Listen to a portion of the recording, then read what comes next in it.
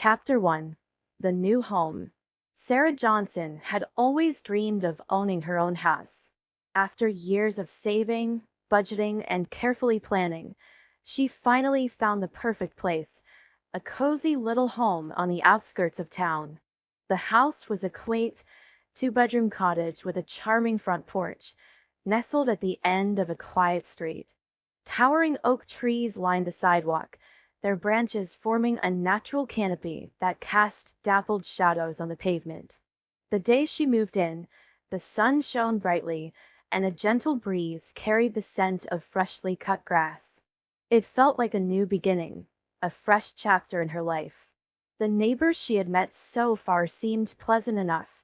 A retired couple across the street who had lived there for over 20 years, a single father with twin boys who played basketball in the driveway 2 doors down, and an elderly woman who tended to a lush flower garden in her front yard. It was the kind of neighborhood she had always imagined, peaceful, friendly, and seemingly perfect. But as she settled in, she began to notice something strange about the house next door. It was a stately Victorian-style home, its pale blue paint slightly faded, though the white trim and shutters were pristine. The lawn was neatly manicured, and the hedges were perfectly trimmed, giving the impression that someone took care of it. But despite the well-maintained appearance, Sarah never saw anyone come or go. What unsettled her the most was the second-floor window that overlooked her driveway. Behind the sheer, cream-colored curtains, a shadowy silhouette always stood. No matter the time of day, the figure remained there, still and unmoving. At first, she thought it was a trick of the light or perhaps a decorative mannequin someone had placed near the window. But the longer she observed it, the more uneasy she became. At night, it was even worse. With the lights off in her own house, she could see the faint glow of a lamp from the mysterious window. The silhouette remained, as if watching. Sarah's stomach twisted with discomfort whenever she caught sight of it. She reminded herself that it was none of her business. Maybe her neighbor was just reclusive, someone who preferred solitude. Still, she couldn't shake the eerie feeling that crawled up her spine every time she glanced in that direction. On her third evening in the house, Sarah decided to walk over and introduce herself.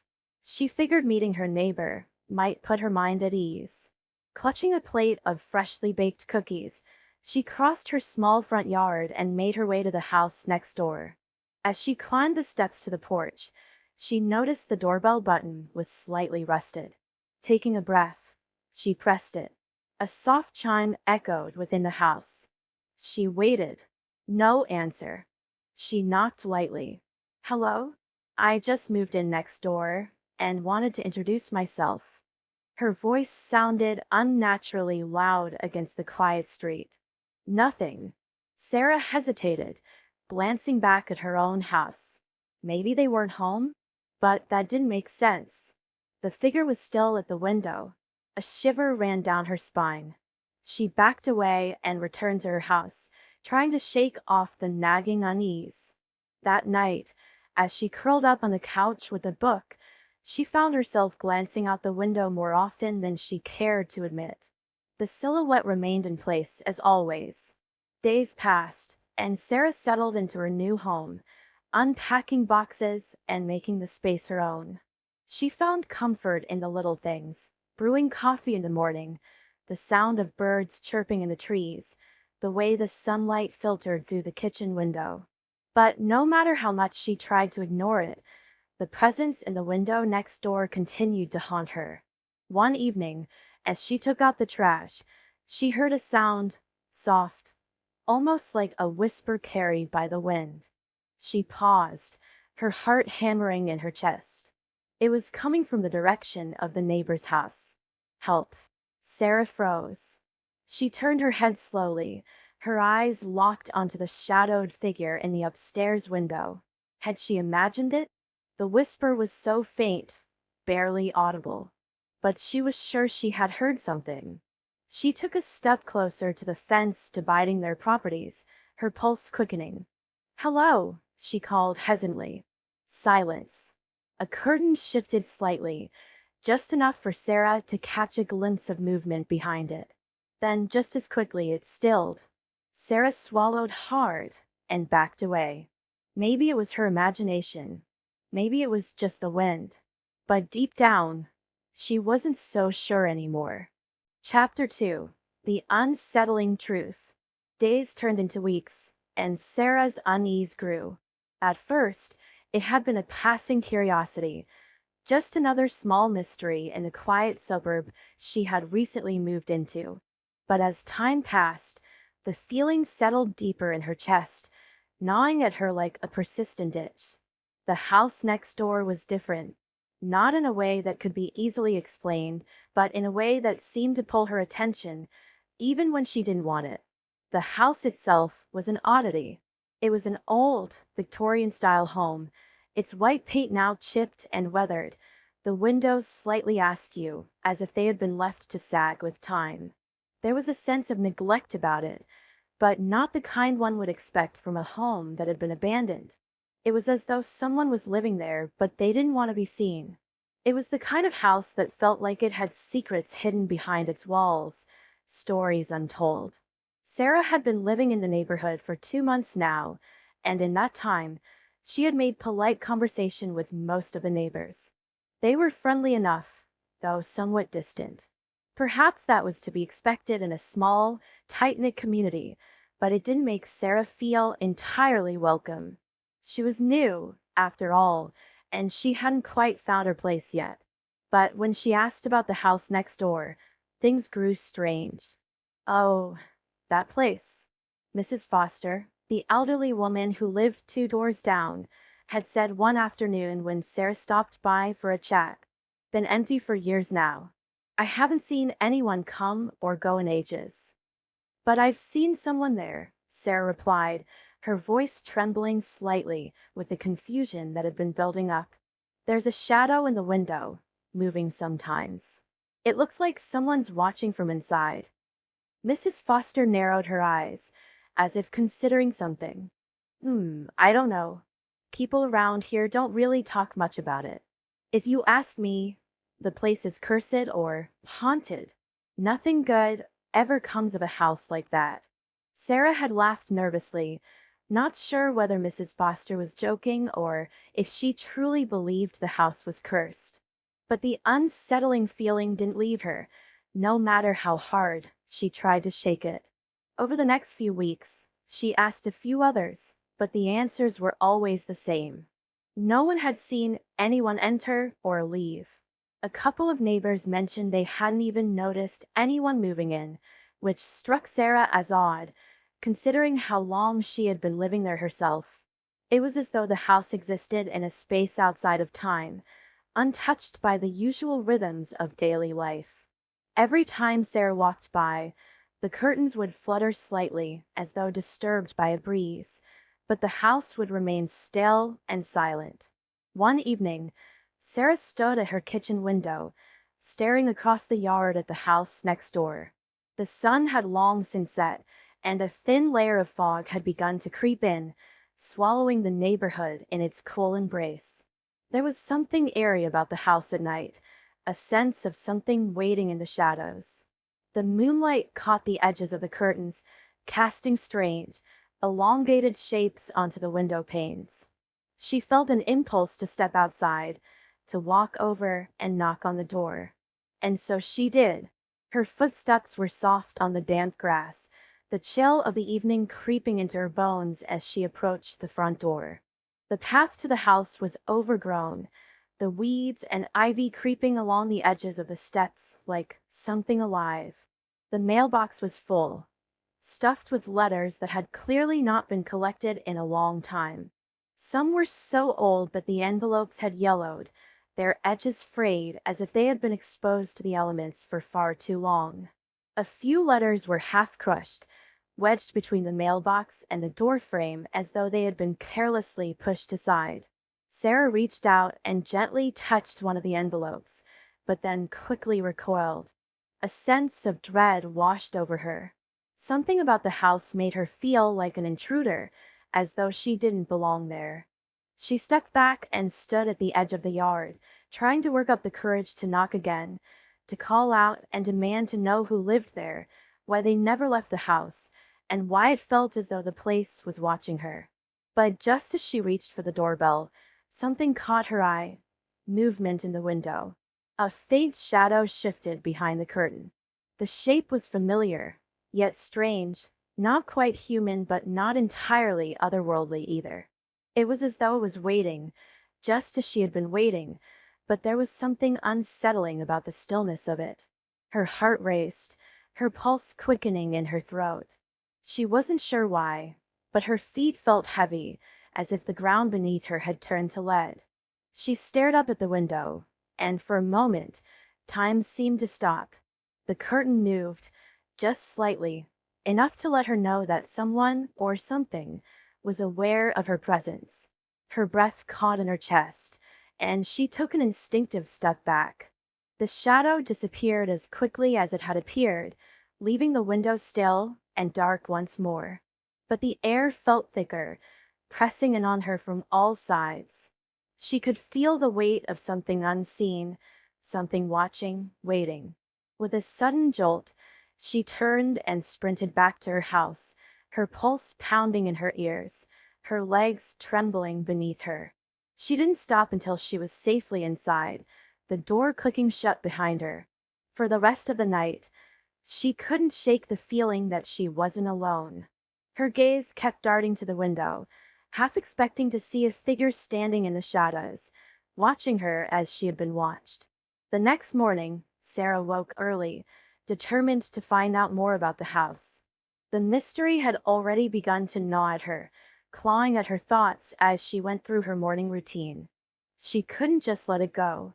There had to be some explanation, some rational reason for the strange occurrences. She visited the local library, combing through old records and property documents, but found nothing unusual. The house had been built in the early 1900s, and the last owner had passed away many years ago. No one had moved in since then, at least not officially. There were no death records, no strange accidents. Just a long history of empty space. As she was about to give up, an old librarian approached her. He had been watching her for some time, his eyes narrowing as if he had a secret to share. "You're asking about the house next door, aren't you?" he asked, his voice low and gravelly. Sarah nodded, feeling an unexpected surge of hope. "Yes. I've been trying to find out more about it. No one seems to know anything." The librarian leaned in closer, his breath heavy with the scent of dust and old paper. "Be careful," he whispered. "There are things about that house no one talks about. People who lived there before, they never stayed long. They left or disappeared.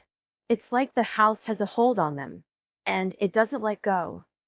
He paused for a moment, as though weighing whether or not to say more. "Just don't go back there. Some doors are better left closed." The hairs on Sarah's neck stood up, but she was too afraid to ask him what he meant. The warning hung in the air, heavy with unspoken knowledge. As she left the library, the question that had been haunting her now had a new layer of dread to it. What was it about that house that made everyone so afraid to speak of it? That night, Sarah stood at her window again, staring at the house next door. The curtain in the window had moved again. This time, there was no mistaking it. The shape was clearer, more distinct. And it was watching her. A chill ran through her, and she realized with sudden clarity that whatever was happening in that house was no accident. Something in there was waiting for her. And Sarah wasn't sure if she was ready to find out what. This expansion builds more tension and gives Sarah a greater sense of unease as she seeks answers, but only finds more mystery. Chapter 3. The Midnight Visit. That night, Sarah lay in her bed, the covers pulled tightly around her, but sleep wouldn't come. The unease she had felt all week now seemed to have solidified into a quiet, constant pressure against her chest. She had tried to ignore it, tried to push it out of her mind, but the feeling refused to be dismissed. Something was terribly wrong next door. The house, once a quiet, shadowy figure in the background of her life, had become a source of growing dread. The strange, ever-present shadow in the window, the unexplained flickers of movement behind the curtains, the whispers of the past from the local librarian that seemed to haunt her thoughts. All of it pointed to something far more sinister than she had originally imagined. As midnight approached, Sarah couldn't bring herself to look away. She sat up in her bed, eyes fixed on the house next door, the dark silhouette of its broken windows staring back at her like an unblinking eye. Her pulse quickened, the quiet of the night pressing in around her, making every sound she heard, every creak of the house settling, feel magnified, as if the walls themselves were listening. The clock on her bedside table ticked steadily, the minutes crawling by. She leaned closer to the window, the cold air from the room sending a chill through her skin as she pressed her forehead to the glass.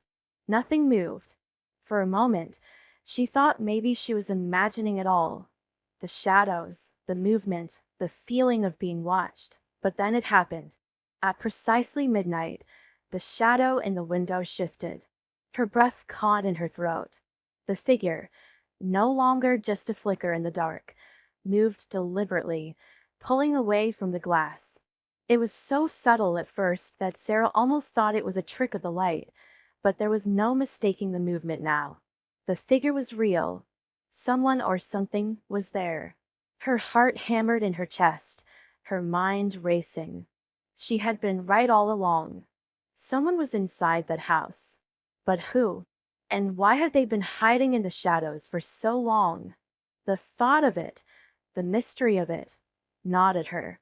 But before she could think too much about it, a dim light flickered on inside the house. It was the first light she had ever seen in the house. It glowed faintly, casting long, jagged shadows that danced across the walls, distorting the contours of the building. Sarah's stomach turned as a chill ran down her spine, the kind of cold that seeped into your bones. For weeks, the house had been dark, like a forgotten relic. And now, in the dead of night, someone or something had turned on the light. Something inside her snapped. She couldn't ignore it anymore. She had to know what was going on. With trembling hands, Sarah grabbed her flashlight from the nightstand and wrapped herself in a heavy coat. The chill of the night air seemed to bite harder than usual, as if the very atmosphere was conspiring against her. She felt an overwhelming sense of dread, but also something else, a compulsion to act. She couldn't simply wait any longer. As she stepped outside, the air grew colder. It wasn't the kind of cold that came with a winter night. No, this was unnatural, an otherworldly chill that seemed to sink into her skin and twist around her bones. Every step she took toward the house felt like an eternity. The ground beneath her feet seemed to shift with every movement, as though the earth itself was reluctant to let her get closer. The house loomed before her, its towering frame casting a shadow over the yard. The lawn was overgrown, the weeds scraping against her ankles as she walked. The porch creaked underfoot, and for a moment, she hesitated. But then she remembered the light, the flicker of something alive inside. She couldn't turn back now. When she reached the front door, her hand trembled as she reached out to touch the handle. The door was slightly ajar. Her breath hitched. She had not imagined it. The house was open, waiting for her. Her heart pounded in her ears as she pushed the door open. The creak of the hinges echoed in the silent air, loud and intrusive. The hallway beyond was shrouded in darkness, but she could just make out the outline of furniture covered in white sheets. Dust hung in the air, suspended like the memories of a life once lived here. A chill that had nothing to do with the weather crawled along her skin. The air was thick, heavy with the scent of mildew and age. The house felt abandoned, yet alive.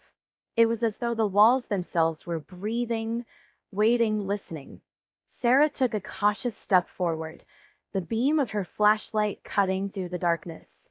The light fell upon the furniture, the pale sheets shimmering like ghostly figures.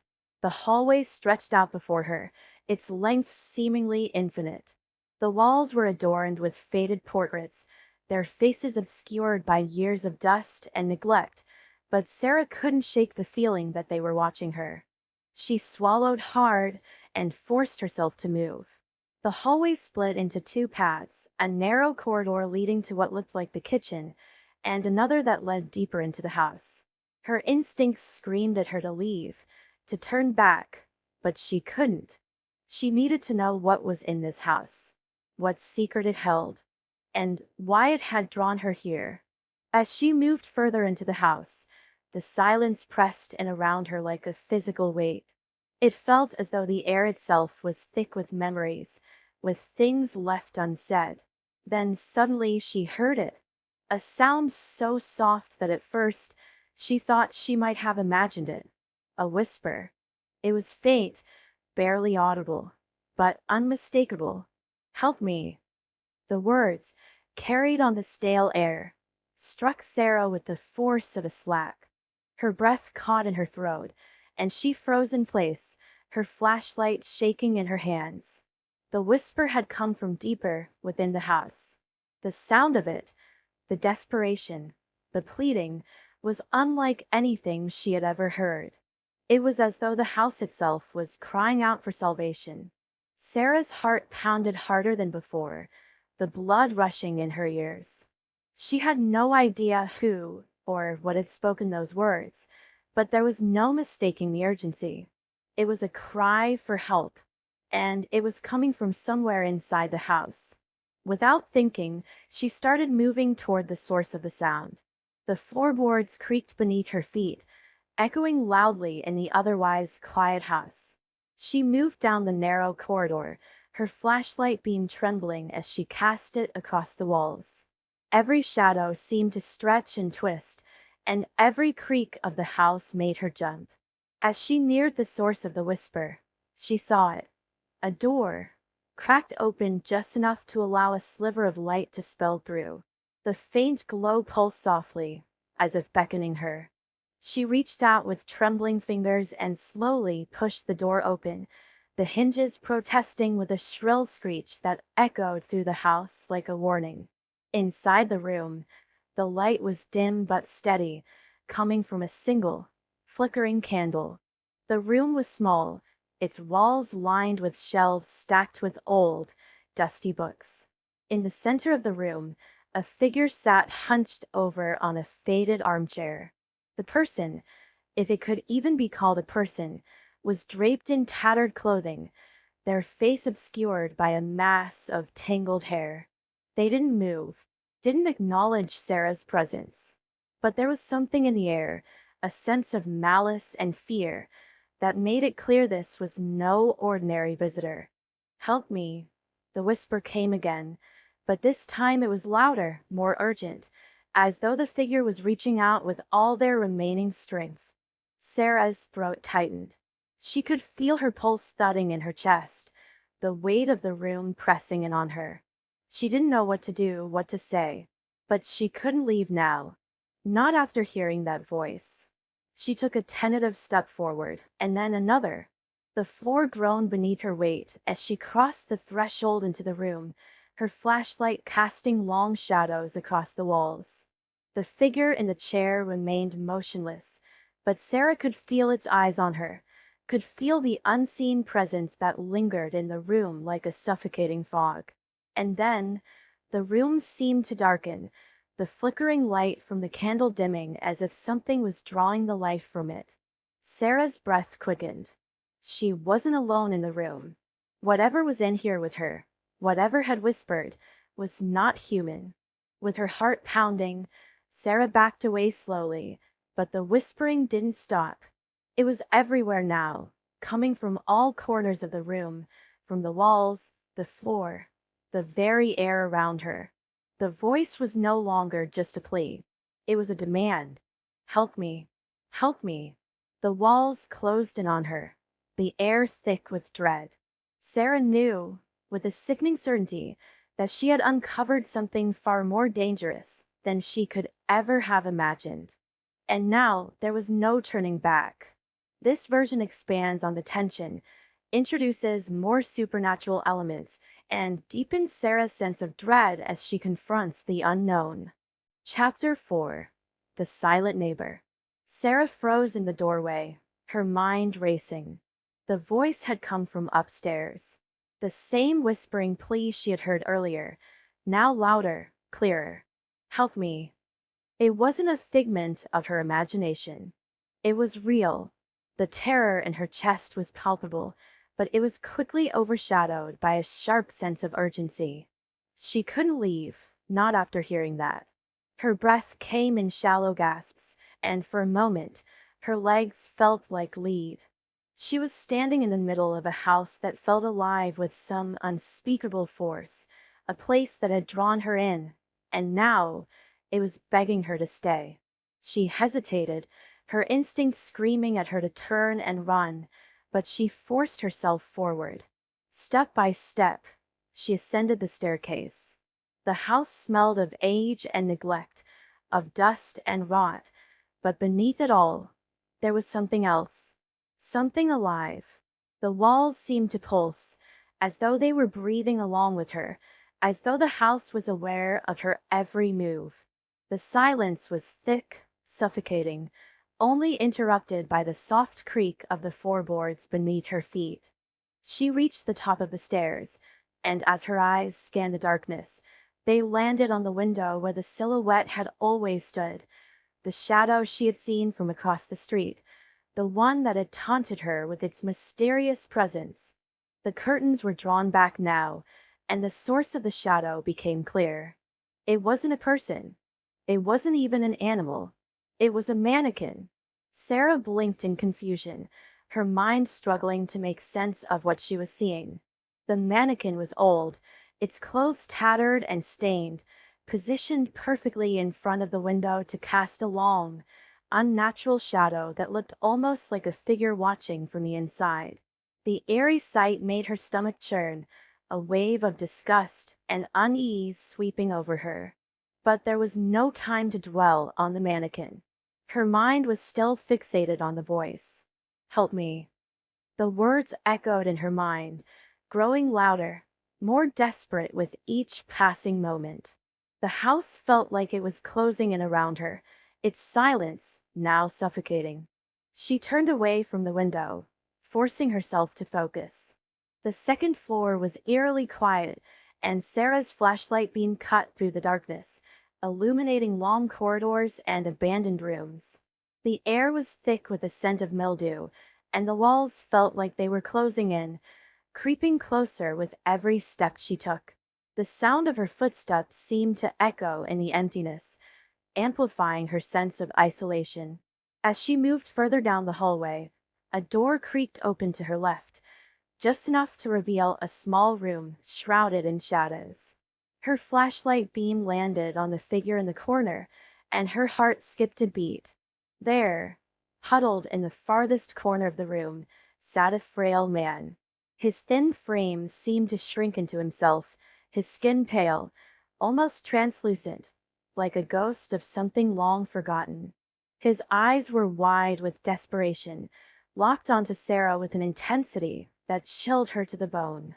"Please help me," he whispered, his voice so quiet that she almost missed it. "They locked me in here years ago. Please get me out." His words sent a shockwave through Sarah, her blood running cold in her veins.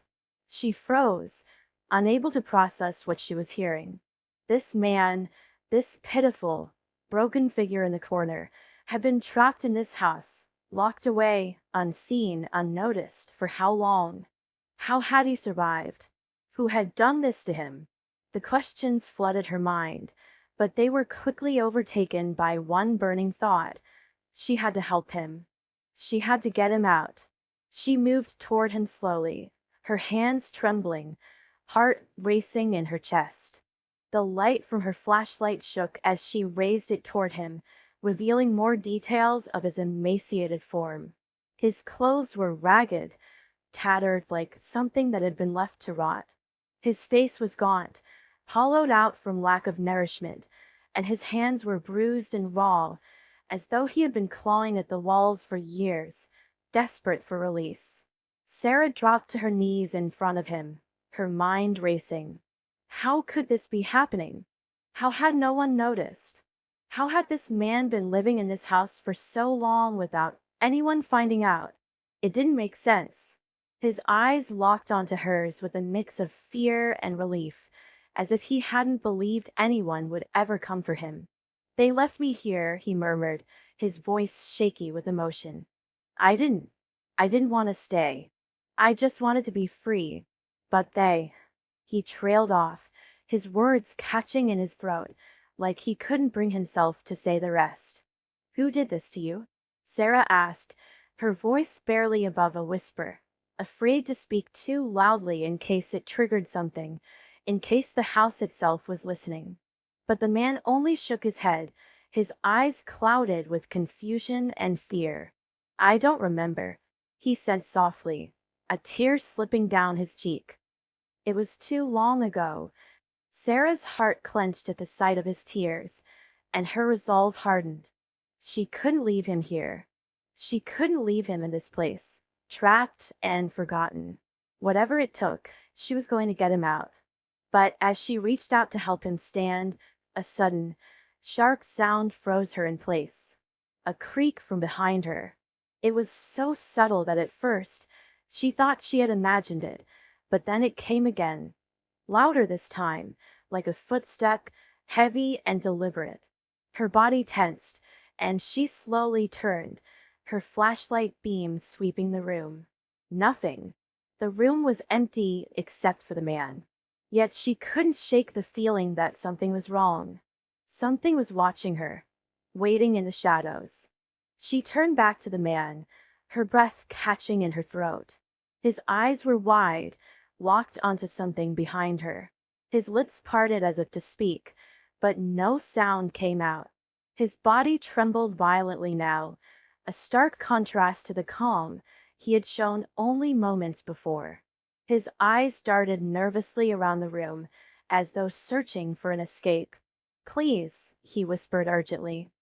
You have to leave. You're not safe here. They're coming. They're always watching. They'll never let you leave. The words sent a chill down Sarah's spine. Who was he talking about? Who was watching? And why couldn't she leave? Before she could ask, the flashlight flickered in her hand, the beam sputtering and dimming before going out completely.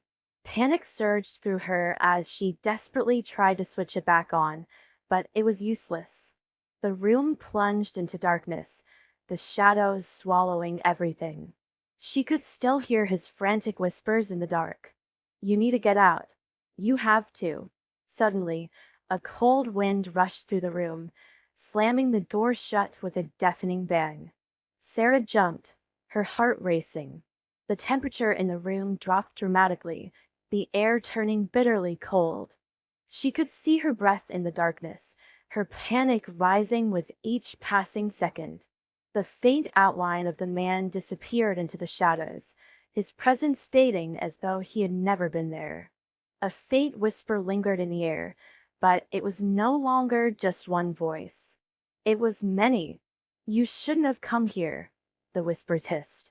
You shouldn't have seen. Now you're ours.